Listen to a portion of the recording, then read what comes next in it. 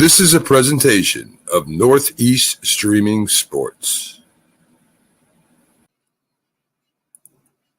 You're listening to TGI Sports Talk with your host, Keith Angle, on Northeast Streaming Sports.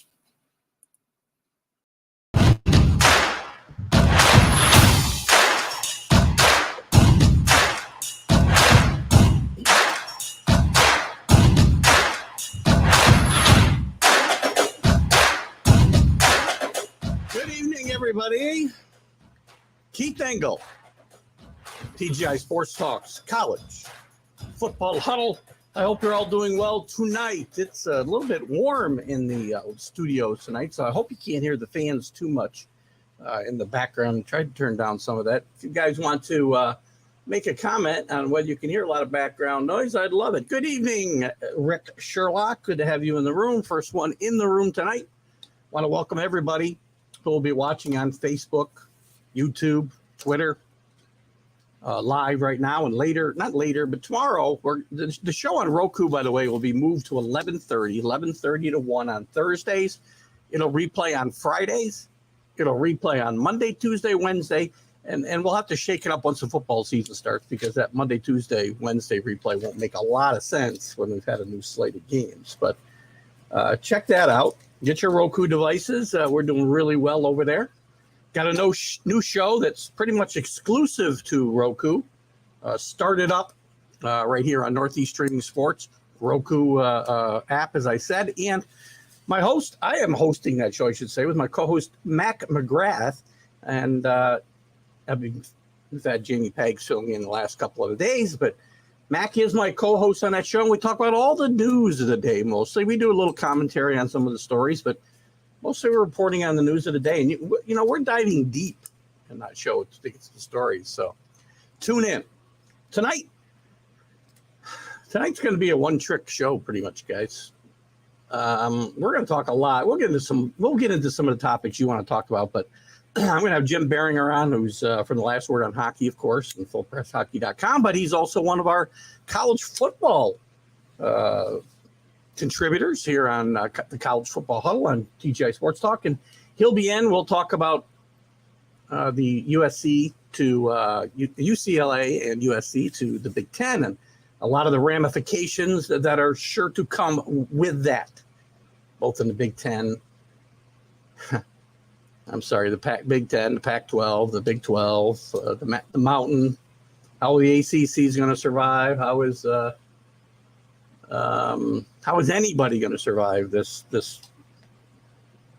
nonsense that we're seeing? Listen, I've got very strong feelings that college football is shooting itself in the foot here. And we'll have Lary Sorensen on, the Wake Forest color commentator, and we'll be having the same discussion with him. So we're going to talk a lot tonight about this topic. The Mad New Yorker's in the house. Good morning, or good morning, good grief, good afternoon, good evening, whatever it might be, wherever you are, Carlos. We all got tricks. I'm not sure what that means, but oh gosh, you know what? The world of college football is getting turned upside down, guys. As I said, this is pretty much going to be our topic tonight. We're going to try to come at it from some different angles. We'd love to get your guys' input. If you've got some topics you do want to talk about outside of this, we'll certainly do it. We'll have a little time in between Jim Biringer and Larry Sorensen at 7:30 at the bottom of the hour. And then we'll have a little time probably after we're done with Larry to tackle a few other topics in the world of college football. But the big story remains UCLA, USC, the latest round of realignment. You know, the maps, and I'll talk about this with my guests tonight too, but the maps don't matter. Does a map even matter in college football anymore?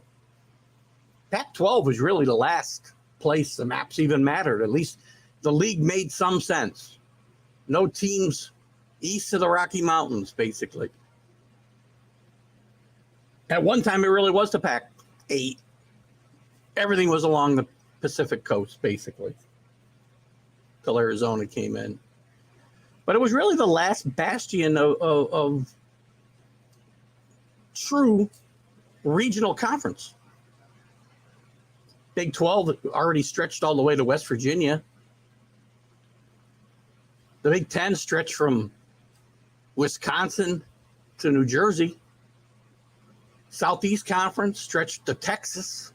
That's not southeastern part of the United States, as far as I know. The ACC went all the way to Syracuse. That's not Tobacco Road. Now we've lost the last one.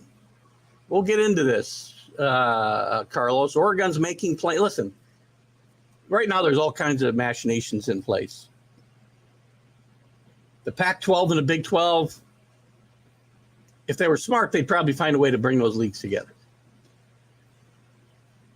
But the Big 12 is talking to, and we'll dive into all of this, but the Big 12 is talking to Arizona State. They're talking to Colorado and Utah.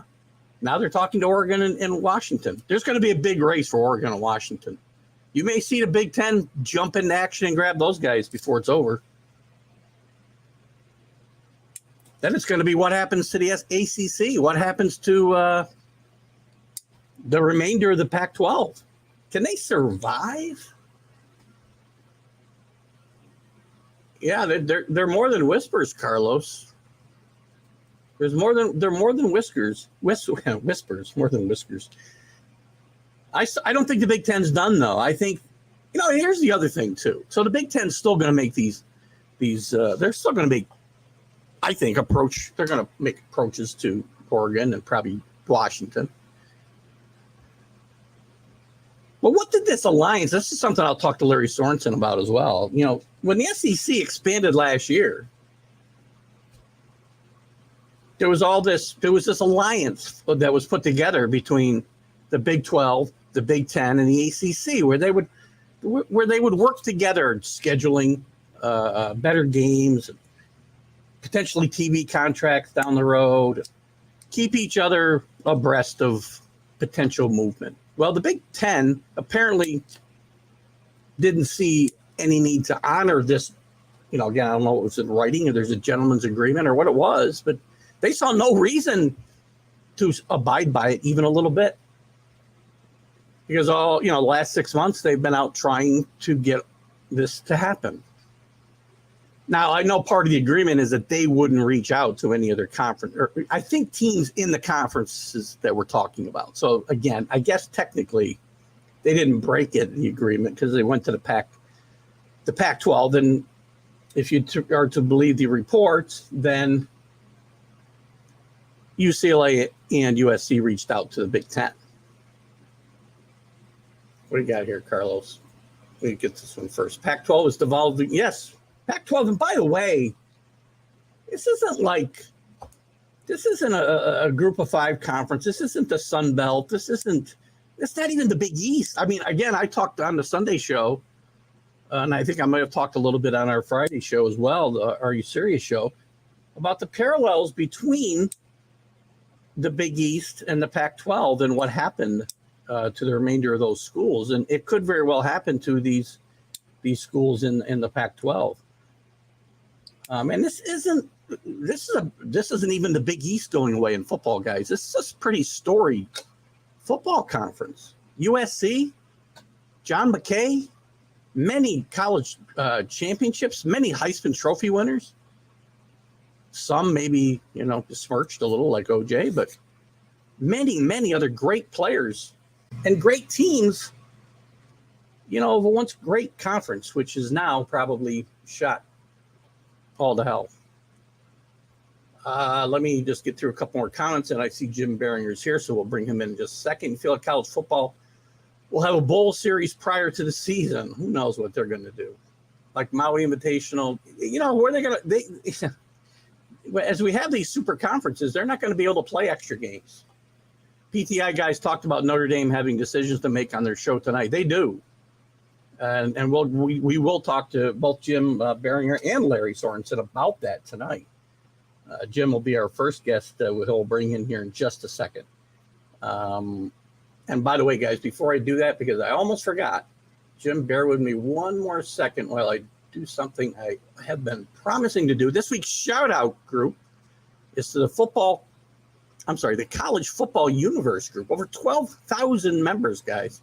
Great. If you want to follow college football, this is a great place to do just that. And the admins over there do a great job, and they support the show, the TGI Sports Talks college football, and all my college vlogs very, very, very strongly. Cole Hodge, Nick Teranick, Bob McClellan are the admins over there, and Joshua Hodge. There's probably some others that I'll miss. I apologize. Dustin McQuaid. A lot of these groups have a lot of admins, a lot of moderators, and I don't like to leave anybody out. Alan Patrick, Ivan Robinson, Terrence Hendricks. So thanks to them, and thanks to all the groups that do support the show, and we appreciate all that help. But without further ado, let's bring in TGI Sports Talk's man on college football when he's not on hockey, Jim Biringer. How are you, Jim? What's going on, Keith? How you doing? We're doing well. It's a little warm in the studio tonight, so I hope nobody can hear the fans blowing on me here. I'm going to turn into a sweat ball in front of everybody if I don't. Obviously we have you to talk about hockey a lot, but once we get to college football season and important topics, I like to bring you on the show because you are a man of great knowledge when it comes to the world of sports, especially the world of college football. So it looks like our show tonight is going to be dominated because later on I'll have Lary Sorensen on as well. We're going to talk about the only topic that seems important right now is the total dissolvement of college football as we know it, as UCLA and USC, if you're living in a hole, has decided to jump to the Big Ten, leaving the Pac-12 floundering because there's 6 more teams ready to jump maybe to the Big 12, to the Big Ten. There's all kinds of things going on. Let's start with the obvious question. I know where I stand. You think this is good for football in any way, shape, or form? No chance. It is not good for football. It's all about money. It's all about dollars. It's all about the playoff. And like I said on Sunday, but briefly, as we closed up talking about the hockey and we transitioned to this topic, they care about the playoffs so much. They want to jump to all these new conferences and money and all this stuff. But when it comes down to it, if you don't make the playoffs, the kids don't care and they don't want to play. But to me, you're just losing a lot of rivalries. You're losing traditions. Big Ten and Pac-12 always played against each other at the Rose Bowl. The Rose Bowl was a big sticking point for this playoff thing. They want to have if somehow the Rose Bowl can just be like the set national championship site, then I don't think they're going to have a problem with that. But it's ridiculous now that you have all these teams jumping ship, and you can think about, go back in the day when the Big East started losing teams to the ACC, like Miami jumped over, and then I believe like West Virginia left, and like all the big rivalries that you had there were gone. Now you're going to lose all these big rivalries in the Pac-12, gone, and now because they want more exposure. The Big Ten's now coast to coast. I mean, I don't see how Rutgers getting annihilated by Ohio State, USC, UCLA, Michigan State, Penn State. Does that do them any good? No, because now they lose out on more talent. Yeah. And I understand that it's the TV contracts. The Big Ten has got a renegotiation coming up, which is going to be astronomical, obviously. And they have their own network. Yeah, they do. And you talked about at the top of the show, the regional aspect of this. To me, I've always said this, and I've said it so many times, people are probably tired of hearing me say it. College football is a regional sport with national appeal. And the regionalness, if that's a word, of football, I think is important. And you don't even need a map anymore. The Pac-12 was the last conference that probably even you could have put a map to, because there was no teams west of the Rockies. And now it stretches all the way to New Jersey, as you said. And not the Pac-12, but the teams. The Big Ten. The Big Ten's coast to coast now. They got the New York market. Now they got the LA market, and then they got the Central market as well with the big schools. And like you said, the big. Carlos, I said this Sunday. I think and I've told Keith this off the air. I think the best thing for Rutgers is to go backwards. To be honest, if they want to have a competitive team and they want to play, they should go backwards. Maybe a lot of these schools in these lesser conferences are going to have to form their own conference or go backwards, and it may benefit them, moving forward because of, they're just going to get annihilated. I mean, you can't have, there's no more room now with what's going on in college football for cupcake schedules. There's no room for it. No more playing Chattanooga. No more playing this team, that team. You have a conference of 24 teams. You're playing hard football every week for 12 weeks. That's it. And you know what? And while that's probably a good thing because, there's no cupcakes for the power teams, but it's a bad thing for the Chattanoogas and the teams who are getting a payday out of this at least. And so that, in that sense, I think it's a bad thing for those schools. Who are they going to play? They got to play each other, and they got no shot at a playoff when they can't play any of these top teams, right? No, nobody's going to have a shot at the playoffs when all these teams are grabbing up these playoff spots and super conferences of 24 teams with the SEC. It's funny. All this stuff's going to happen before Texas and Oklahoma play a game in the SEC. Yeah, I wouldn't be shocked if that gets moved up now, by the way. No, absolutely. SEC's up to bat when it comes to that because I don't think they want to get beat to the punch.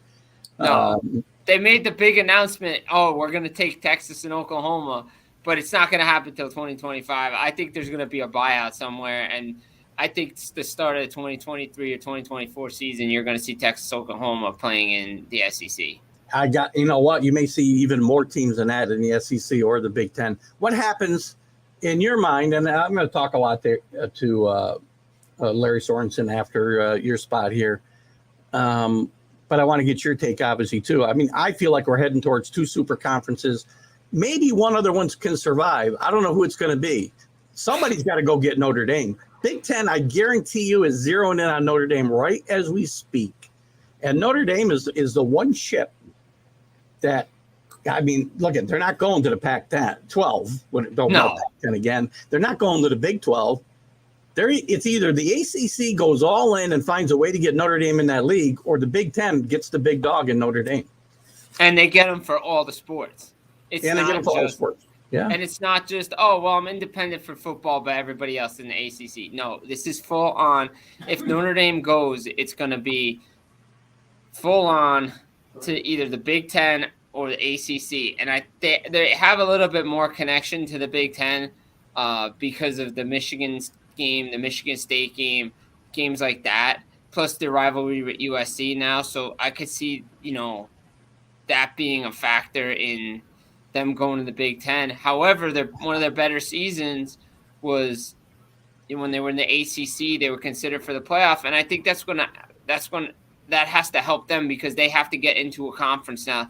Unless they run the table as an independent and play a really good schedule, it's going to be hard for them to make the playoff because everybody is looking at conference championships. And as you said, regional sport, right? You had California, you knew the regional rivalries. You knew what it was down south. You knew where it was in the middle. East Coast, we knew what games we were looking for. It's a regional sport with national appeal because of the big name teams that are always doing good. Exactly.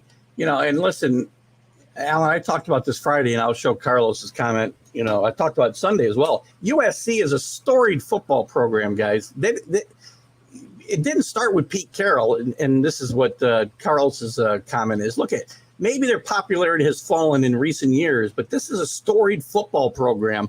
John McKay, O.J. Simpson, Charles White, Marcus Allen. I can keep on going. This is a great football program, guys. This is not chopped liver. This is why the Big Ten wanted them. They didn't want them because, they were Arizona State. Yeah, exactly. You're not taking Arizona State to the Big Ten if you want. But the thing is, for me, is like you said, USC is a storied franchise. Look, yeah, they might have had at the height of popularity under Pete Carroll and all that, with the Reggie Bushes and the Matt Leinerts and that team. But they're starting to come back, and I think with Lincoln Riley there, I think they're going to be a better team this year, and they've made progress. That's why they want them. That's why they want UCLA. They want that LA market. But the issue is, for me, one of the big things is going to be travel. I mean, we see it in the National Hockey League all the time. To look at one of my favorite sports. There's teams on the West Coast that got to play those Central Division teams, man. That travel is tough, man. To go out there and make that schedule, it's tough to do. You even see it in NFL too. Those West Coast teams coming east, man, with the early games, those are tough. So you're gonna see that NFL kind of thing go into a lot of this now with these kids because they're only playing one day on a Saturday and the travel starts Thursday. Yeah, and the other thing is the fans. College football, a lot of these big programs, the fans travel really well, and that's going to be very hard to go from California to New Jersey. I don't think teams, a lot of the alumni is going to do that. No, I mean, it's even going to be tough to go. I mean, they'll probably make their way out to Ohio State and stuff like that. But they're going to go to Northwestern, are they going to go to Nebraska, stuff like that? It's definitely easier to go up the coast for sure, to go up to like Washington State games, Oregon especially. All those games were special games to watch because they were big. I don't necessarily agree with nobody cares about USC outside of California. You may not care, Carlos. People care about the University of Southern California. They just do. It is one of the great college programs in football in the history of college football. It's like Notre Dame. You either root for them or you root against them. They're a top 10 program in the history of college football, without a doubt. Easily, without a doubt, top 10, easily. And I will tell you, as Alan talks about here, somewhere he had something here about the TV contract. Now, I'll be honest with you, I don't understand. It's not a good contract. I understand. No. I think USC and USC or USC and UCLA are set to get with the Big Ten. I don't know, 35 million plus maybe. Right. And the Pac-10, 12 teams, I think, get about 19. But they're talking about renegotiating their contract early. How are you going to do that? Who's going to give you a better contract than you have now when you just lost two of the marquee programs in your conference and you're about to lose more? But they're not going to renegotiate their TV contract. No, they'll be lucky if they get a good TV contract. They may have to go like what the NHL did, go on OLN for a little bit. Outdoor. I don't even think it exists anymore. But still, I mean, it's tough because, look, a lot of good Pac-12 football. The problem is, they always say Pac-12 after dark because it's late. I know they've been trying, like Fox has put on some early games on Saturdays, but I mean, that's still like 9 o'clock on the West Coast. I mean, that's even tough for those teams to get ready to go for like a 12 o'clock start. So, I mean, they definitely have to get a better time slot to go with these TV deals. But the problem is like, as we've seen over the last couple of years, the Pac-12 isn't really that relevant in regards to TV because their programs aren't that great. Yeah, but the Big Ten now's got it wrapped up. They've got the TV on Saturday wrapped up from noon until 10 o'clock at night. So does the SEC. They both do. The SEC has its own network. Big Ten has its own network. SEC is still on CBS. You have ABC picking up games. ESPN, both of them, like a million channels have games. So everybody's got football from like noon to midnight now. Yeah. And I will say, Carlos, again, this team is not top 25 historically. It's top 10 easy. And there are 5-star guys out there. One of the best wide receivers in the country transferred from Pittsburgh to USC. So don't tell me the kids in the East Coast won't go out there. They will. A lot of guys left New Jersey to go USC. And guess what? You know what? I bash Lincoln Riley a little bit, and Alan does because he left his, one of his favorite schools at Oklahoma. I get it.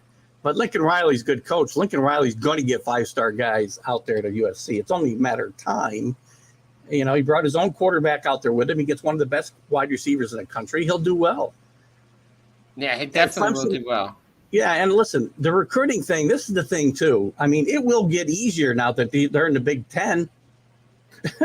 USC's recruiting just got much easier. They got all of Midwest open to them, all the East Coast, even I guarantee you they'll bring some teams in from down south too. Watch out for Clemson. We talked about Notre Dame. I don't know if they don't have an out because they have this agreement that I'll have to get them with Lary that the ACC teams cannot leave until their contract. So I believe until their contract with the TV networks expire, which is like 10 years from now. They're locked into one of the worst contracts out there. But Clemson's another. Clemson's another domino that could really affect this whole thing. Where they go, where Notre Dame goes, I think is going to affect the balance of the SEC and Big Ten powers. I think Clemson, if there's a place that it goes, is going to be the SEC. They're not going to Big Ten. It's a more natural fit, but one place the Big Ten doesn't have any kind of presence right now Carolinas. is the Southeast. They could bring in but don't you think Clemson is a better fit for the Big Ten than, say, either one of the Carolina teams? Yeah, absolutely. I think it would be. I think it would be better for. I think it would be better for Clemson to go to Big Ten, but I also think it's better for them to go to SEC because it's a natural fit. You got rivalries there with teams they've played it in championship games, so you could easily get that going again. But where, as I said off the top, where does this leave like some of the bottom teams in these conferences? I mean, they're just going to get shellacked all the time. What about like Vanderbilt, Tennessee, like teams like that? Like what's going to happen to those teams?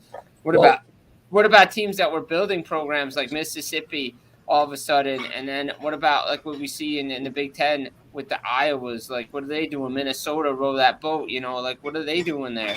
I think that's going to definitely hurt them because they're making progress and make the division and the conferences better. I mean, how is the Big Ten going to even split this up now? I mean, Big Ten West and Big Ten East. I mean, obviously the SEC, obviously those two Pac-12 teams are going to be probably with Wisconsin and Nebraska. You would think, right?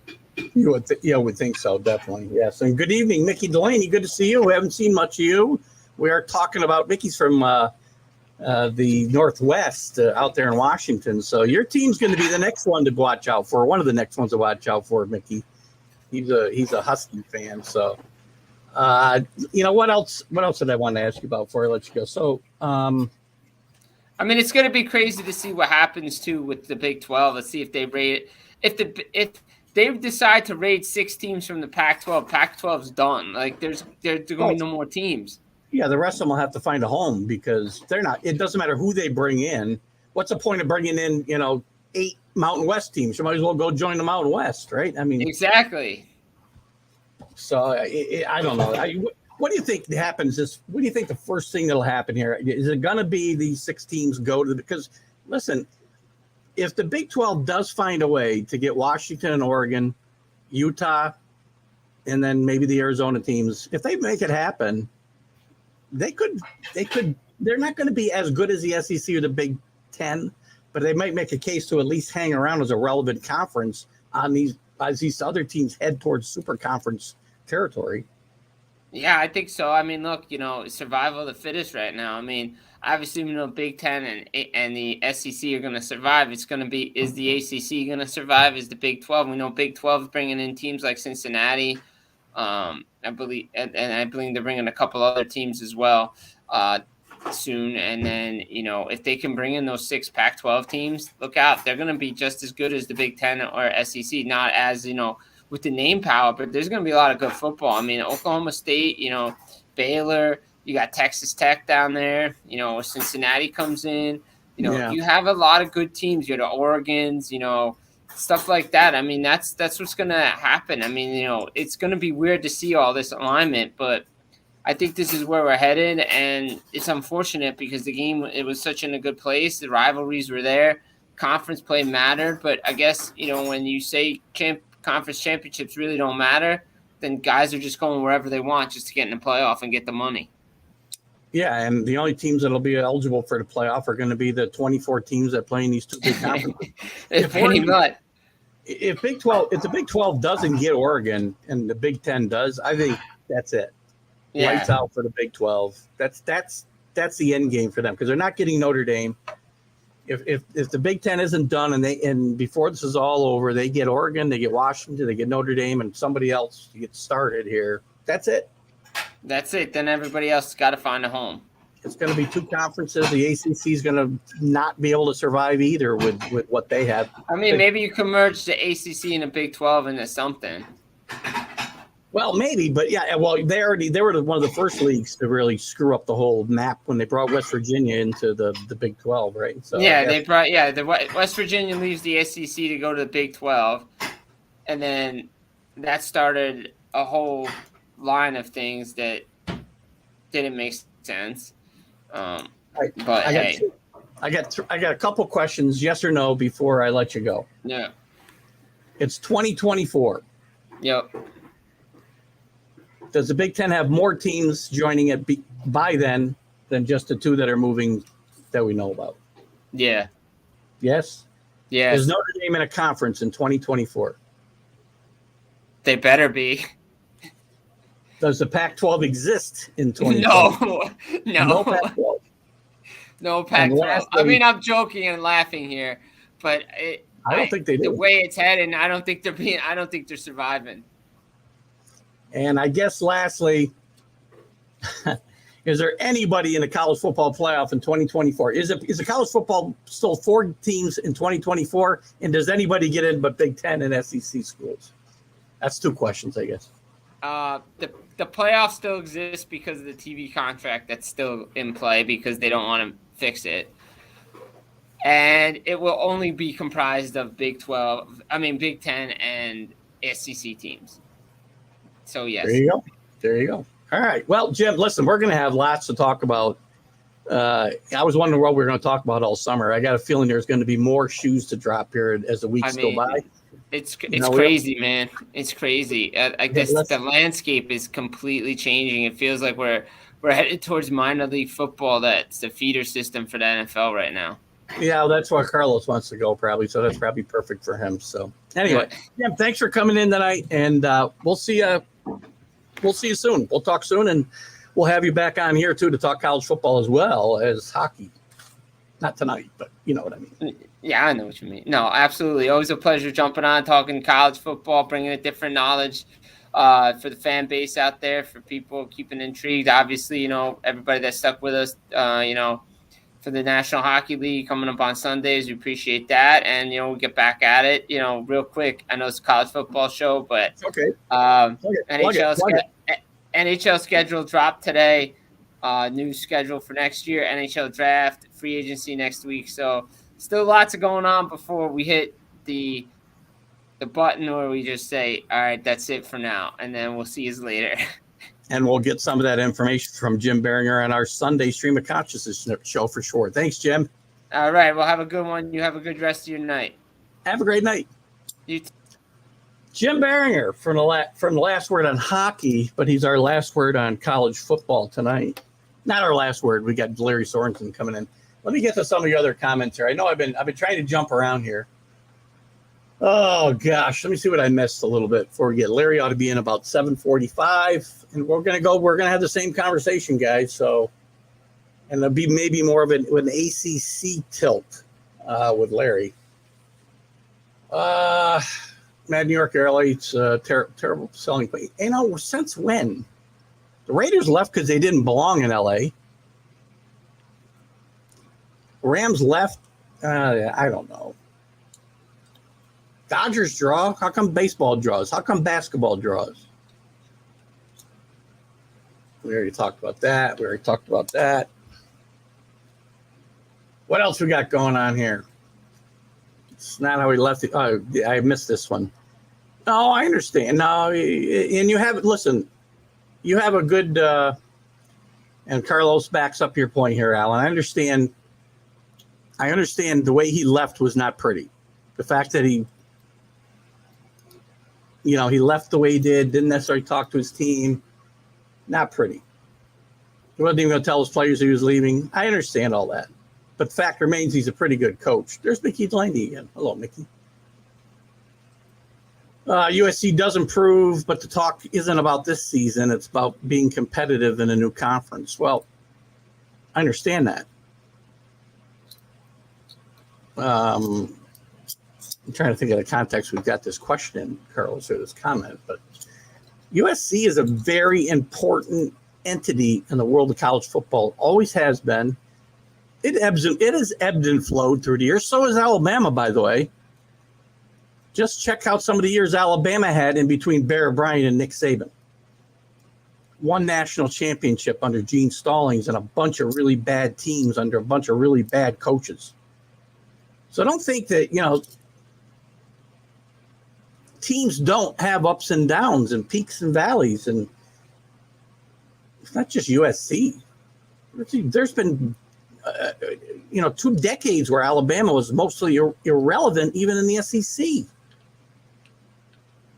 Big 12 would have to go to 18 games. And how are you going to play that? I mean, the schedules are going to be a nightmare.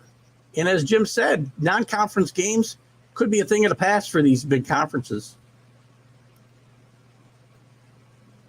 New commissioner, that was a huge marketing background, it'll help. You were talking about the Big 12, yes. The Big 12's in trouble. I'm telling you. To me, they've got to find a way to get Oregon and Washington. It'll be nice if they get Utah, Colorado, and the Arizonas. But if they don't get Oregon and Washington, it's going to be lights out. They're not going to be able to compete with what the SEC and the Big Ten is going to put out there. Minor league for the NFL. Really wonder who talks about that. I know. I gave you props. I think Carlos, did I not? Fred's got a new defender. We'll talk about that on the hockey show on Sunday. I don't know. Larry will be in a little bit. Let's see what else is going on. We'll dive back into this. You guys can tell me what kind of topics you want to talk about outside of this, or you can continue this conversation. Let me see what I got up on my little board here. I had something I want to get at. So what's going on with the realignment? Big 12 on the offensive. Listen. Talking about the Big 12. This is the first time they've had the chance to play offense here. They've always played defense. And back in 2012, they lost Texas A&M. And who else did they lose? Missouri and a few other teams to the SEC. Well, then they had to go find teams to replace them. That's when they brought in the TCUs. And now, and it happened again last year, they're playing defense. They got to go out and find teams to replace Oklahoma and Texas. This is the first time the Big 12, with a new commissioner coming in August 1st, and probably would some help from the old one, gets to play some offense now. They can go after and be the player here and try, because there's a big race going to be between the Big 12, the ACC, maybe the Pac-12, to be number 3 behind the Big 10 and the SEC. And who's ahead right now? Let's just assume we're at a place where Oklahoma and Texas are in the SEC, USC and UCLA have moved to the Big 10. SEC's probably still got an advantage, correct? Which is why the Big 10's not done. Big 10, as Carlos said earlier, definitely going after Oregon. Most likely going after Washington as well. And the big dog in this whole thing, guys, and it will have to happen, because Notre Dame's not going to be able to schedule any of these teams that play in these conferences, most likely. Notre Dame's going to have to join a conference. I saw somewhere earlier, and maybe Rick put it up. Sorry, I missed it. That, I'll try to find it real quick. What's Carlos got here? All that Nike money and added TV contracts. Listen, the TV contract for the Big 10 is going to be through the roof. It's going to be close to NFL money. And forget about the Big 10 network. Think about the network that signs a deal with the Big 10. They're going to be able to schedule football games from noon on Saturday until 10 o'clock at night. Every 3 hours. I want to find this comment. I thought it was Rick that put it up. And if you did, Rick, I think it was Alan. Alan, no, Notre Dame would have to drop out of the ACC and all the other sports to make any kind of jump. Absolutely, they would. Joining the ACC might be the easiest move. Excuse me, Alan, but I don't know if it's the smartest move. We'll see what Larry Sorensen thinks about this coming up. But I think, listen, ACC is probably do or die with Notre Dame. Big Ten's probably do or die with Oregon and Washington. ACC probably needs more than Notre Dame. They're going to have to find a way to, I don't know where they're going to go for these schools. They got to find a way to keep Clemson home and get Notre Dame in. This maybe was Carlos. Notre Dame's one of the few teams that can always stand alone and mess up the rankings. They can't always stand alone. They can right now. Their rivalry with USC is about to come to an end. I guarantee you, they're not going to be able to survive this. This rivalry will not be able to continue once USC gets into a league with 16 teams? How many's going to be there? There's 8. I don't even know what it is. Let's look. Big 10. right now, 2, 4, 6, 8, 9. They get, wait a minute, 2, 4, 6, 7. My Perth education got the best of me. 14 teams right now, 16 when USC and UCLA join. I mean, if you play 3-5-5, if you do away with the conferences, which they probably will have to do, or they move somebody to the East, maybe they keep their conferences intact. I don't know. I doubt it. That's not the trajectory we're taking in college football. Conferences are moving away from the divisions and moving into, the 3-5-5 or whatever schedule. I mean, they couldn't even do that. They could do 3. If they had 16 teams, they'd have to do 3. I can't do the math, guys. 3. How many teams are left? Counting themselves, 4. There'd be 12 more teams. They'd have to do 3-6-6 to get everybody to play everybody every 2 years. What's that leave? That leaves 2 non-conference games. 3 non-conference games. I guess it'll work, but what about when you get to 18 or 20 or 24? Oh, what do you got here, Rick?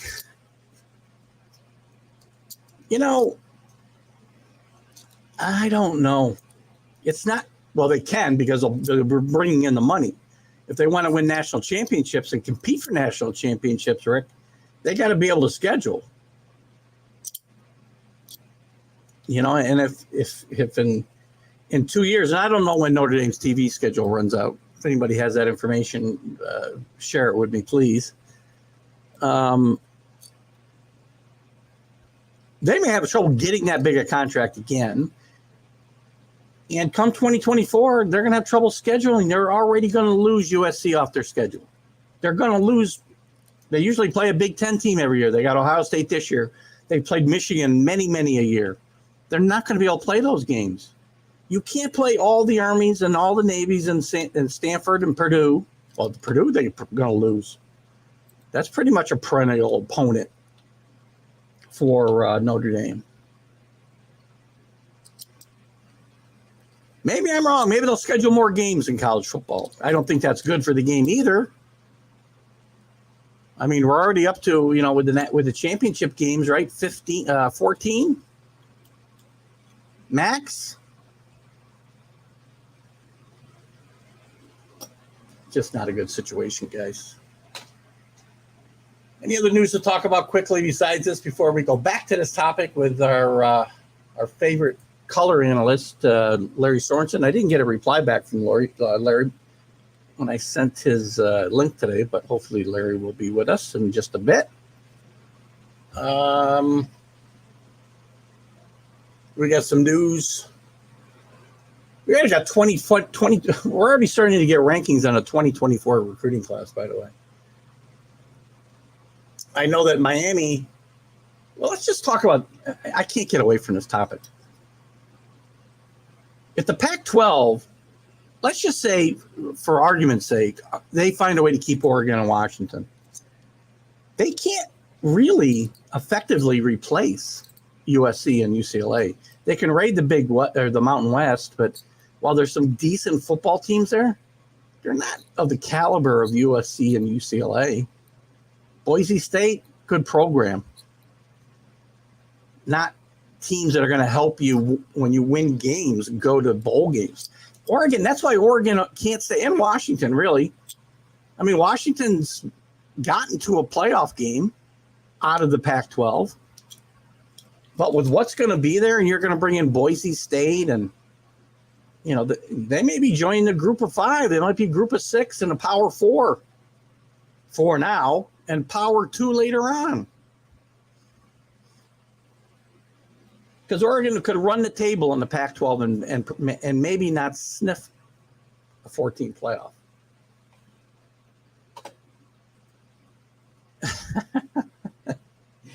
Well, I know you want to agree with Carlos now and again. Stay on his good side. By the way, I'm having trouble with the Army tickets, but that's for another story because I forgot. I can't go October 1st. There's a baby on the way, not mine, but a grandbaby. on the way, and I've been told I cannot be away on October 1st. There's a baby due.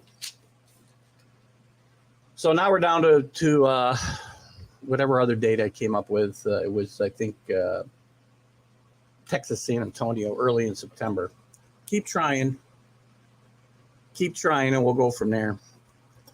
But I think without further ado, I did mention to you guys, obviously this topic is not going to go away, and to talk about it from the other side of the country and from a conference that this move and I think the trickle down effect or the ripple effect up even will have all across the country. I think Lary's Sorensen, our next guest, his team, Wake Forest in the ACC, will be greatly affected, and we want to get his take on that as well. So let's welcome Mr. Lary Sorensen tonight. Good evening, Lary. How are you? Good, Keith. How are you doing tonight? Great to have you in, as always, and a little different topic than we often talk about, because with all the news, I guess we have talked about this topic, but it's really important, I think, to the ACC as it is to all the conferences now, with UCLA and USC making this move to the Big Ten, and from the looks of it, may be not done. The question becomes, what happens to if in fact the Big Ten and the SEC become these super conferences, which seem to be trying to build? What happens to the ACCs of the world and the Big 12s of the world? And what do you think about this? Let's start with, what do you think about the move in general from a football standpoint as a fan? Well, the problem that I see with it is that that's all we're looking at is football. Yeah. And it affects so much more beside that. How does the Illinois coach feel about taking his baseball team to USC for 3 days? Well, now it means you're leaving school on Wednesdays, and tickets out of class for extra day. And I will say from the get-go, travel's brutal. The travel going from the West Coast to the East Coast and the jet lag and everything else, that was one of the most underrated aspects I thought of professional baseball when I was playing, is what it does to you. To expect a kid to take a red eye Sunday night and get back at 5 a.m. on Monday morning and be in class at 8:30 is, I think, pretty unrealistic. And so I worry about those little things. It's a money grab. I mean, clearly it's just a money grab. Let's get the biggest market. They can make more money. The conference can make more money. Let's try that. I just don't see how they can leave the two schools out there by themselves on an island without bringing in a larger West Coast presence. Yeah, I think it's a matter of time before Oregon and Washington go that way myself, unless the Big 12, just to stay in that part of the country for a minute. Earlier, I was talking about the fact that, there's a couple of moves that could save the Big 12, could save the ACC. I don't think there's any hope for the Pac-12. I think they're no longer going to be a power conference. I don't see how they can save it. I agree with that. Yeah, for the Big 12, they've got to find a way to get Oregon and Washington, in my mind. Getting the Arizona States are nice, but I don't think that's going to cut it. And for the Big Ten or the ACC, it's going to get Notre Dame is what's going to maybe tilt that. Whether the ACC survives might hinge on Notre Dame. Well, in my opinion, Notre Dame is in the catbird seat right now, and everything is just on hold until they figure out what they're going to do. And the grant of rights is a huge factor in the ACC, because you have to leave your. Well, essentially what they did was they signed a contract through 2036, and through 2036, a few years back, all the ACC schools agreed to leave their TV money line for the conference if they bolted from the conference. Right. And so that, last year, I believe it was $36 million, $36 or $38 million that each ACC school got. And the Big Ten, if I read correctly, was only 46, was only about 10 million more. Now, it's that next TV contract. It's that next TV contract for the Big Ten that is going to be the killer, because that word starts with a B. Yeah. And of course, if they keep adding teams, and if you get up to 18 or 20 teams, now you're cutting your shares down again. But it's an interesting time. So with the with the agreement that the teams have, if somebody wanted to leave, let's just say for sake of argument, Clemson wanted to leave the ACC to go to the SEC. What is it going to cost them money? They got to buy out the contract. What do they have to do? My understanding is you buy the contract out. My understanding is it stays until 2036. Gotcha. That's the reading that I had on it. And, that's a long time. To just say, okay, here's $50 million. Well, yeah, you can make that up in 1 year if you're getting $100 million from the Big Ten when they sign their new contract. But the way it was explained to me is that it continues each year. So let's stick with the ACC in this whole thing. I mean, in the grand scheme of things, it sure looks to me like come 2024, the SEC and the Big Ten are going to have maybe 20 teams, possibly.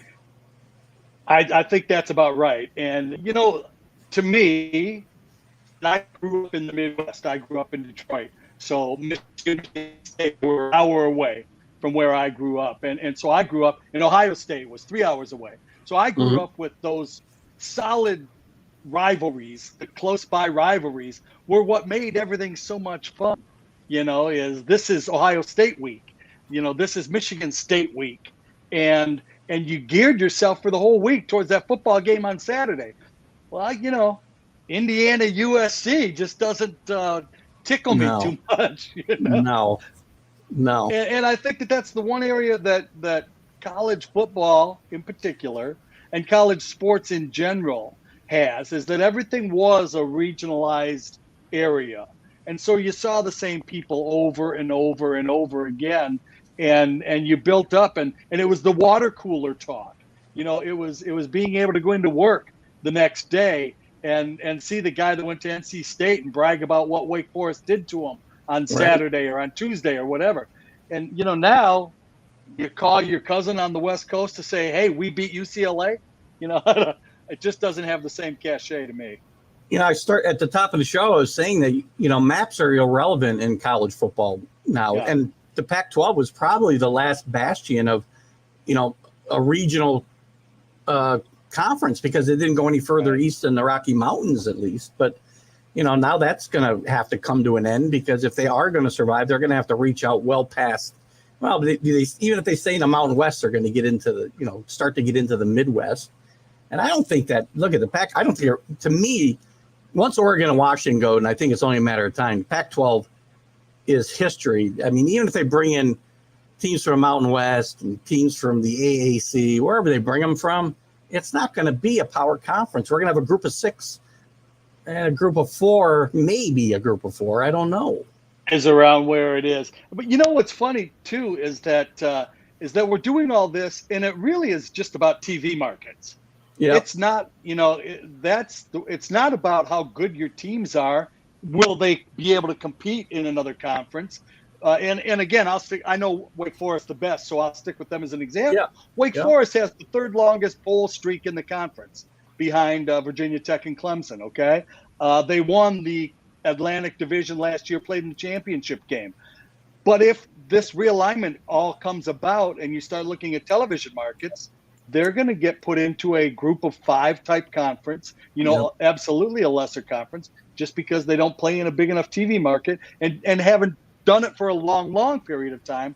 But if you look at where people are right now, it's a little bit different story as far as being competitive inside the conference. And who wants to have a 20-team conference where you can look at it and say, these 2 of these 3 teams are going to be playing in the championship game and feel comfortable saying that that's the way it's going to be?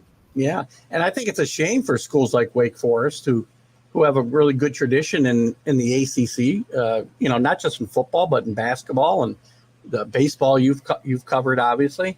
And, they're going to, as you said, there's no guarantee they even end up in a conference with their natural rivals. No. And even with the way the ACC has realigned it with the 3-5-5, where you have 3 natural opponents every year, and then you flip-flop with the other 5. It still takes away for example, the North Carolina State Wake Forest rivalry, which has been going on for over 100 years. Yeah, that's not one of their 3 rivals, is it? No, it's Virginia Tech, Georgia Tech, and Duke. Who made the choices on this? As I looked through this, and I said to myself, who actually decided who these natural rivals were, whatever they call them? Because I would have thought North Carolina State had to be on that list for Wake Forest. Yeah, you would have thought, because it is one of the longest lasting rivalries in the nation. You would have thought that it would have gotten a lot of consideration, but it came down to, the brands, really. It came down to marketing more than anything. Clemson, Florida State, North Carolina, and Virginia, probably Virginia Tech over Virginia are probably your 4 top national brands. And so let's take care of those guys first. Let's go to our next tier and take care of that. And let's see what we've got left. And, the Wake Forest folks always say, well, we start with W, so we're last in the alphabet. And so they say, what's left by the time we get down to W as we do this alphabetically? But a lot of time and consideration, and you can't make everybody happy. Clemson's natural 3 opponents are not probably the exact 3 that they would have picked either. So you give a little, you take a little, and you try to balance it out. But somebody ends up always getting the shaft a little bit. Yeah, and as far as the alignments or realignments of conferences, the ACC, other than possibly Notre Dame, because they're locked into this TV contract, as you said, for 10 more years or more than that, 15, 13 years, till 36. Yeah, I can't do the math. I went to Perth. Rick Sherlock. 14 years. It's somewhere around 14 years. So they're locked into that contract. You're not going to be able to solidify your league. You can't do what the Big Ten's doing, the SEC's doing. You can't go get Ole Miss or Mississippi State or some of these schools to go from the SEC or even Big Ten teams to come into the conference, because the money's not going to be there with these contracts that they've got now. You're right, and you can't keep doing this over and over and over again either, because then you're just totally losing your loyalists completely. The ACC and the Big Ten in particular, and the Pac-12 to a certain extent, have really always prided themselves on their academic institutions as well. Yeah. And that just seems to be, we're getting to the point where we'll make a super conference and we're going to have 6 really good academic schools, and we'll say, well, look, we still got these guys, Yeah. So now, you're looking at different ranking systems and everything else. So it's a cluster right now, Keith. It really is, and it's got to shake out pretty quickly. Do you think Notre Dame, there's a realistic chance the ACC can get Notre Dame, or is it? To me, the Big 12 has always felt like a better fit, a natural fit for Notre Dame, but maybe that's not the same thing today. See, to me, I always thought their profile fit with the Big Ten, pretty well. Being in South Bend. And which is now what, the Big 16, or are we keeping the Big 10? Oh, no, we don't need to do math either. It'll be the Big 10. They haven't had 10 teams in 20 years. So so I guess we'll keep calling it the Big 10 when it's 20 teams. But I always thought that their profile fit pretty well there. It also fits the ACC pretty well, and they've been competing in the ACC for a pretty long time now in the other sports, and it's worked out very well for them. And this year with their baseball team going to the College World Series and having a great showing, that's really kind of slotted them in towards an ACC profile. So there's Rick commenting on my math and Kenny's spelling, but he did spell your name right, so he got that. It was my parents that spelled my name wrong. Well, we can't pick our parents, What are we gonna do? By the way, I did notice, is that a Michigan shirt you're wearing tonight? It is, as a matter of fact. Okay. You're trying to maybe get Wake Forest into the Big Ten somehow tonight? Any way that you can. No, actually, I was recently up in Ann Arbor. My college baseball coach passed away. Oh, I'm sorry to hear that. Yeah, and so a group of actually 62 players went up and had before the Rutgers game, in fact, which still sounds odd to say a Big Ten team of Rutgers. But there's your New York television market, right? Yeah, wait till UCLA gets their first visit from Rutgers. Geez, good grief. That's a long trip. That is just a really long trip. And to expect students to stay and, and both of those are good academic schools, to expect them to stay on top of their grades as well, we're asking more and more of the kids. We sure are. The other part of this too is, we've already with the playoff and whatnot, we've degraded the bowl system a lot, especially the major bowls. The Rose Bowl comes out of this as a huge loser in my mind. I don't know how this all comes out in the wash, but they were one of the mainstays, and one of the things holding up the playoff expansion was the Rose Bowl not wanting to give up that 4:45 start time on New Year's Day. But now, what's the Rose Bowl even going to look like? Is it still going to keep its affiliation to the Big Ten and the Pac-12? It's a great question, and I think you're exactly right. I think that has been pushed to the back burner a little bit, and it will lose some of the prestige. I don't see how you can stay with a 4-team playoff if you've got two 20-team mega conferences, and you're taking what are the elite supposedly out of those conferences. Essentially, okay, anybody that's not in these 40 schools, you have zero chance to play in the college football playoff. You have zero chance to compete for national championship, and that's just so wrong in so many ways. As far as the Rose Bowl goes, I sway between their big loser here and their potentially a big winner, because they could be in a position to maybe host a national championship game every year between the SEC and the Big Ten. Who knows how they're going to do it? I think that they're going to expand the play, and I'm for expanding the playoffs. I wouldn't mind seeing. And again, we go back to how many games can we make these student athletes play? But yes, they're young men, but I've learned from the last 5-6 years doing the Wake Forest games, the beating that they take, and even when they're counting hours of rest and deciding how they're going to travel to get them the most hours of rest for practice and everything else. They've got it down to a science, and we're just asking so much of these athletes. And that's the other thing when you get to these. When you start approaching 18 and 20 and 24 teams, how are they possibly going to schedule? You're going to play teams every 3 or 4 years in some instances, I would think. Yeah. I'm glad that's somebody else's problem and not mine. I'm still trying to figure out the 3-5-5. So, you're not. So I guess let's focus on that for a second. You're not a fan of this breaking up into the divisions and the schedule, or is it just the schedule? Well, in a way, I'm for it because all right, this will be my 7th year doing Wake Forest football, and I have not been to Miami yet. I've not been to Pitt yet for football games, and you like to see every school play every school on a more reasonable basis. That's why, if you remember, Michigan or Wake Forest had a home-and-home series with North Carolina that were non-conference games. Yeah. And trying to explain to people, yes, we've been playing them for 80 years or whatever, but this year it's a non-conference game, is just crazy.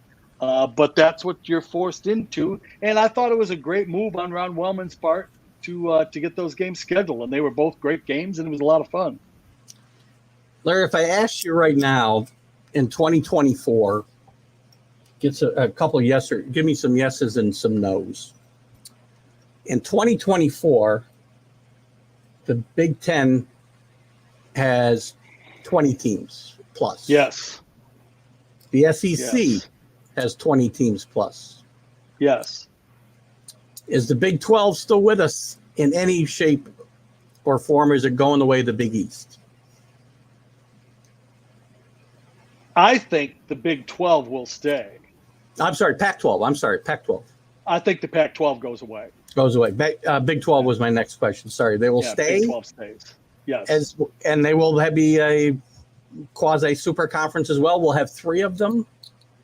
At least. I haven't got to your seats. I think that's the way it'll shake out. And I think that would be the place a Wake Forest would be accommodated into. Yeah, and if they're going to be in a power conference, right? That's going to be their best bet. That's their best bet. They've already taken West Virginia from this part of the country. So what about? So that brings us to the ACC. Is the ACC going to be here in 2024 and the way we know it today? I say no. And would not be the first time I've been wrong. Well, I think I hope you're wrong. I don't want these things to happen, but because I think it's horrible for college football what's going on. Is Notre Dame in a conference in 2024? Yes. Is Notre Dame in the Big Ten in 2024? That would be my inclination. Yeah. Do we have more than a 14 playoff in 2024? Yes. Will any teams make it outside of the SEC and the Big Ten? Well, I sure hope so. If there's more than 4, I would hope so too. But yeah, because this is what's going to really stink. They go to 8 teams or 12 teams, and 10 of them are from the SEC and the Big Ten. Well, what's the point? You already played a whole season. Exactly, right? And you played that team already that season. Yeah, it's going to stink. You know what happens? What happens if Ohio State, beats Indiana by 35 points in the regular season, and somehow that's the only game Indiana loses during the year, and then we get a rematch? There's a lot of bad stuff to come from this. And I keep going back to the rivalries, and maybe it's my generation that has those loyalties and likes to see that kind of competition, and that's what takes it to another level. But maybe if you watch it on TV and you're younger, you have a different opinion of the whole thing. Doing what I've been doing here for a little while now and being of the same generation from you, I see it the same way. There's us who think the history of the game is important, whatever game we're talking about. Could be professional baseball. The history of the game is important. I really don't feel it's as important to the younger generation. They think it started when they started paying attention. Yeah. And I don't think that's anything new. Yeah. Unless you were in our generation and you were a real student of the game, who knew the names of the players from the 1910s, Now I happen to be a student of the game, so I kind of did a lot of reading about it as I was growing up. But for those that didn't, it just really makes me laugh when I see these all-time great lists, and they go all the way back to 2004. I know. And those are the greatest players of all time. I have to shake my head. You're right, because the 100 years before that mattered, or 130 years before that, if we're talking about baseball, mattered. And I am a student of the game like you. I did when I was a kid. I learned all about this. I told you, in fact, when I had you on my show the first time I interviewed you, I told you about a book I read by Rob Nair. I don't know if you remember this story. Yep. But he said that it was a book of lineups, right? So it was all name, all the Gold Glove, all Iron Glove, all whatever. And on his all name team for the Milwaukee Brewers, he had Lary Sorensen. And he claimed in there that your parents named you for Frank Lary. I don't know if you remember me telling you this story. And you debunked the story. So I've been trying to get Rob Nair on to comment on this forever, and I haven't been able to do it. Well, it's out there in Wikipedia, and everything in Wikipedia is right? So it's in the internet, it's right. Wikipedia is right until I go change it later on. So yeah, we need to talk then. Your history will be what I want it to be. Larry, thanks for coming in tonight. We'll have you on. Hopefully, I think there's a lot more shoes to drop, maybe even this summer before we play any football. It's possible. I think that's absolutely right, that it's going to happen. Something will happen before the football season starts, I believe. And, the 21st and the 22nd are the ACC football kickoff meetings. And I can't wait to go down and see the different teams and see what kind of attitude everybody has about the upcoming season. For one, the same things that we just talked about for another. I'm sure it'll be a very exciting couple of days. And, I think we're 56 or 55 days away from kickoff. So can't wait. Is that the meetings you're going to this month? Yes. It's the ACC football kickoff on the 21st and 22nd of July. Okay, we'll try to get you on the Wednesday following those meetings and see what went on and what your takeaway is from what you found out down there. Yeah, I see you've got a picture of Dabo behind you there. I'll see if I can talk him into coming on with you one night. That'd be awesome. Yeah, but get Dave Clawson with him though. I don't want to shortchange Dave Clawson. Dave Clawson is a very, very interesting man. He went to Williams College. He's a very, very interesting guy, cerebral guy. When you talk to him and you ask him why he did something, he's got 4 different scenarios for you, and he's got 4 or 5 reasons for each scenario that he examined, and he'll lay them all out for you. He's smart man. If we ever get the opportunity to say, hey, you got 10 free minutes on a Wednesday night, Dave, we'll be happy to accommodate you and him that night. How about that? Sounds like a plan. All right. Larry, thanks for joining us again. We'll talk to you again in a few weeks and maybe after the meetings and see what you find out down there. Always a pleasure, Keith. Thanks for coming in, Larry. Have a great night. You bet. Great Larry Sorensen. You guys, some of you may know him as former professional baseball player, as I do, with the Brewers, Cardinals, Yays, a few other teams. Did make Rob Neyer's book of lineups, as I said, and he incorrectly said his parents named him Larry because they were fans of Frank Lary, the Detroit Tiger pitcher, who spelled his name Lary, which is incorrect. Anyway, so Larry's had some interesting takes on what will happen come 2024. Do you guys agree with some of his comments? I don't really want to talk about viewership and TV ratings right now. I want to know what you think about Larry's prediction that the Pac-12 will be no more. Give me your comments, guys. Here's the questions. So get your pencils out and answer these questions, yes or no. Number 1, let me write them down so I know what you're answering. Number 1, will the Pac-12 exist? Number 2, will the Big 12 exist? Number 3, will the Big 10 have 20-plus teams? Number 4, will the SEC have 20-plus teams? Number 5, will the ACC exist as we know it today? Number 6, will Notre Dame be in a conference in 2024? Give me your feedback, guys. I want to know what you think. I'm with Larry. Pac-12, no. Big 12, yes, because I think the ACC has lots of problems, and the Big 12 may. If the Big 12 can scoop up Oregon and Washington, as I said, I think they can grab a few teams from the Big 12, and I think the ACC will cease to exist. You're going to see the Miamis, the Florida States. Now, where they go is going to be interesting because I do see the Big 12 now, or Big 10 wanting to go south. They may want to get into Florida. They went to California. They get into Florida, their recruiting is crisscrossing the entire country. So don't be surprised to see a Miami or a Florida State get considered for the Big 10. If they don't, they could be in the SEC. Clemson, I think it's possible Clemson could go Big 10, but they're a better fit probably for the SEC. But don't be surprised if the Big 10 takes a run at them. And then some of those middle schools that we talked about,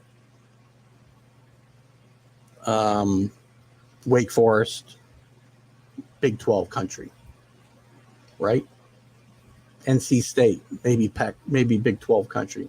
You're going to see some of these teams gravitate to the AAC, or some of those conferences like that. Virginia. All right, what do we got? We got our first answer here. Yes, yes, yes. So Rick's saying, yes, the Pac-12 exists. Interesting. Yes, the Big 12 exists. No, the Big 12 will not be. Your Big 10 will not be 20 teams. Yes, the SEC will be. 5, the ACC will not exist as we know it. And 6, Notre Dame will be in a conference. So Rick's a little bit different than Larry and I, and we've been down this road before. What's the Mad New Yorker got for us? Pac-12 done. Big 12 maybe.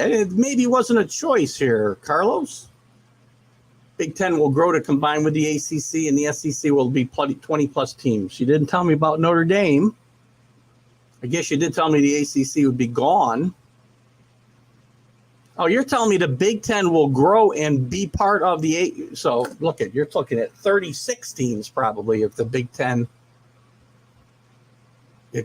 will grow and combine with the ACC and the SEC. So one conference. If that happens, forget about the Big 12. There ain't going to be one. Notre Dame will wait for a bigger contract. You know what? Notre Dame's going to have trouble with their next negotiations, guys. They're not. Look at Notre Dame got that money for their TV contract because they played a very, very good schedule year in and year out. Yes, there would be a cupcakes depending on how good Navy was in a given year. But you knew you were going to get Notre Dame, Michigan. You were going to get Notre Dame, USC.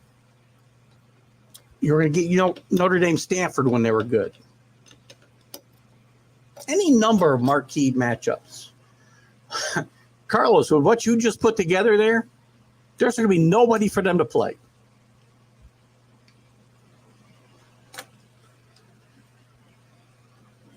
And how is this good? How is this good? How is this good for college football? How is it good for the East Coast to have to stay up and watch? There are Rutgers fans in the world to have to watch them, stay up and watch them play UCLA at 10 o'clock at night on a Saturday. How is it good for Rutgers, which I think it's one of the schools that travels fairly well in the East? They're not going to travel. They could barely travel to the Big East or to the Midwest. Oklahoma is a school that travels pretty well, right, Alan? I don't know if Alan's still with us. Oklahoma is a really good travel school. How many trips do you think those guys are going to make to come to the Southeast Conference to play in Alabama and Georgia and whoever else ends up in the SEC before 2024? See, Carlos clarifying himself a little bit. The Big Ten will combine with the top ACC teams. Okay. The rest will seep into the SEC. Okay, that makes sense. You didn't say it that way first. I mean, it sounded like there would be one conference from all those conferences. That would be a lot. And a new conference of the smaller conferences will grow. Now, maybe. But one thing is for sure. College football as we know it is dead. Will be dead because the genie's out of the bottle. I can sit here and I can ruminate all night. I can do it on every show I'm on all week long and moan and whine and bitch. And it's not going to change anything. Excuse my French, by the way. The genie's out of the bottle. College football will never be the quaint regional sport that people would tune into from New York to watch USC, Notre Dame, UCLA, USC, UCLA. Well, they'll still play that game. Oklahoma State. You don't think they do, by the way. They build up these rivalries, and Carlos thinks the only people who care about Oklahoma State is the people in Oklahoma. I'm here to tell you you're wrong.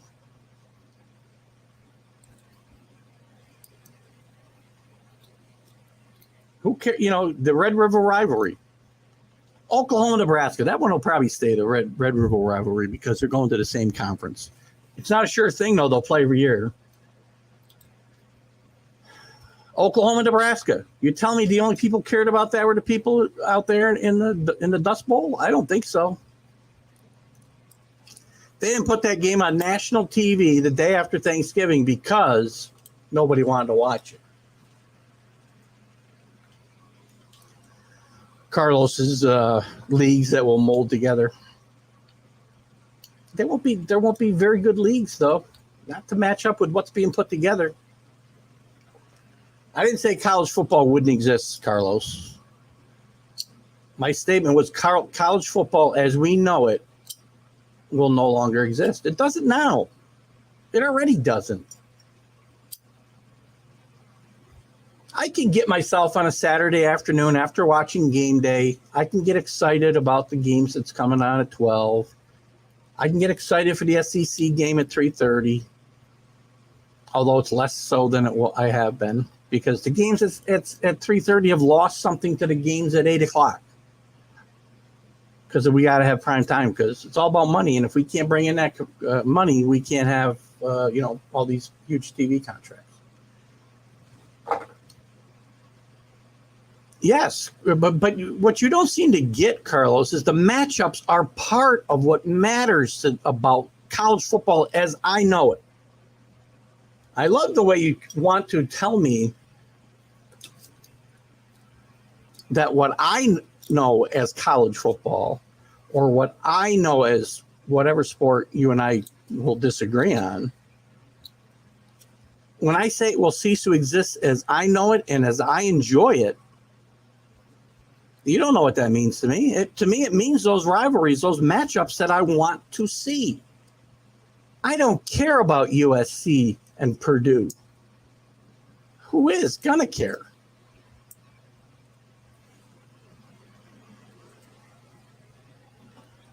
Well, it is what it is. I agree. That's just another story. We're not going to go down the Major League Baseball path on this show, but you and I can debate the rivalries, the great rivalries in sports on our Friday show anytime you want. And I'll tell you what sports are hurting because of rivalries that are gone. And you're right. Baseball has lost a lot of great rivalries when they changed divisions.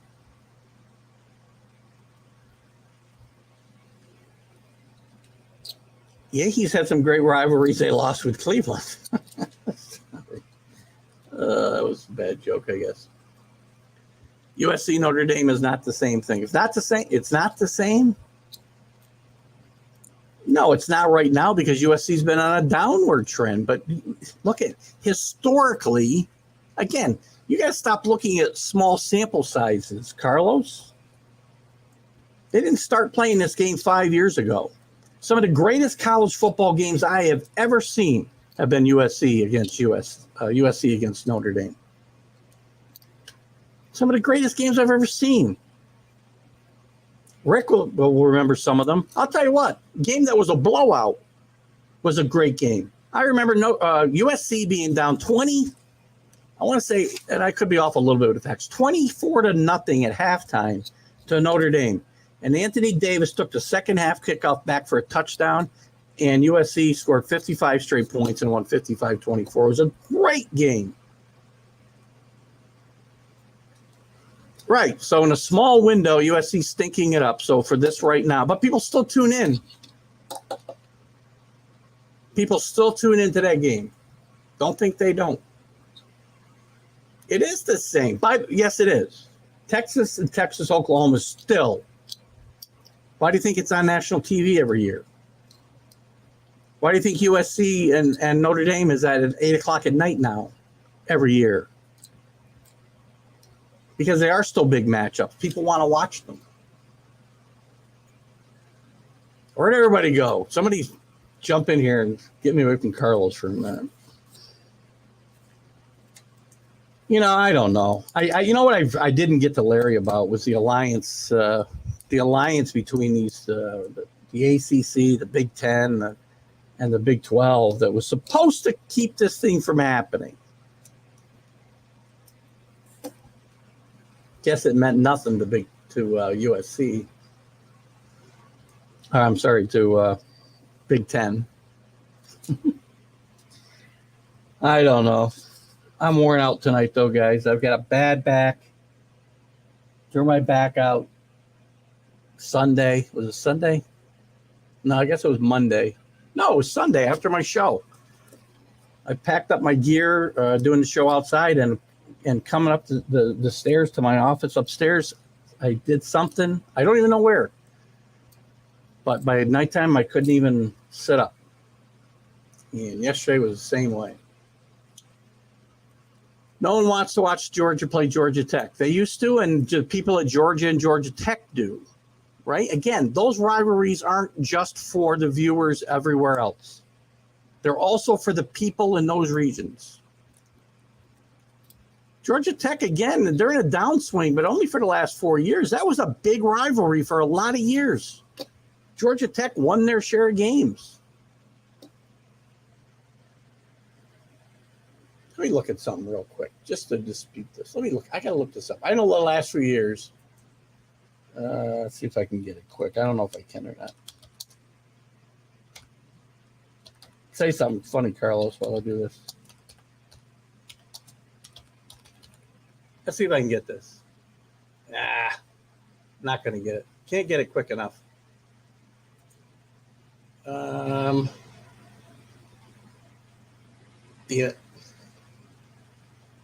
I'm not going to find it. Anyway, we'll look at this another time. This is going to be a topic, I think, for this show. Great rivalries. Thank you, Rick. Jeez, good for you. It's hell to get old. It is. Kenny can help you with your pain issues. I know he can. I should have probably reached out to him, but my wife would probably have a fit.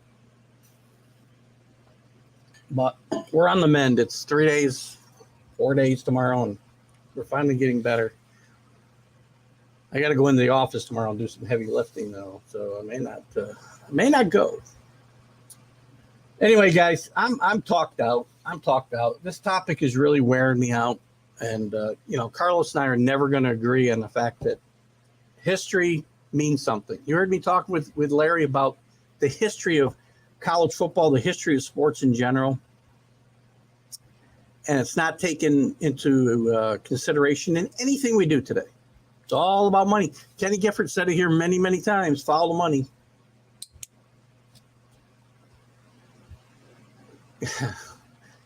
Well, hi, Carlos. You just got home from Mickey World, and you're ready to leave. What happened? You're ready to leave New York City. You got a couple minutes. We can talk about your issues in New York City. Rick, let me ask you a question. Rick, you're still here? Tell me, as a fan of the SEC in Georgia, and Carlos, you can comment too. Do you want to see the SEC with 20 or 24 teams? You're not going to play Alabama every year anymore. 24 teams is going to lessen your chances of winning the conference, I would think, over time. Oklahoma, Nebraska was always a game not to miss. I agree there for 100%. I'm not sure what your yup is for. It can't be for the question I asked, so I'm going to assume you haven't answered me yet, Rick. Do you want to see a super conference in the SEC? Do you think it's good for football, and do you even think it's good for your own conference or your favorite school?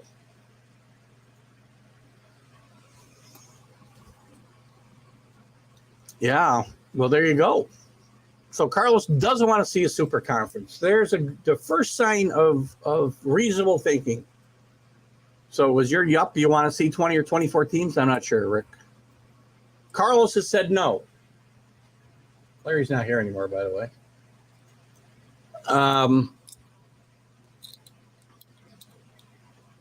I don't think I'd want to see that.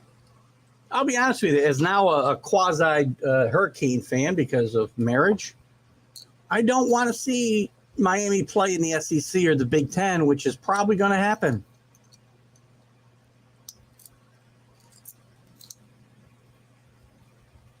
I had a hard time. I'm still not over the Big East breaking up.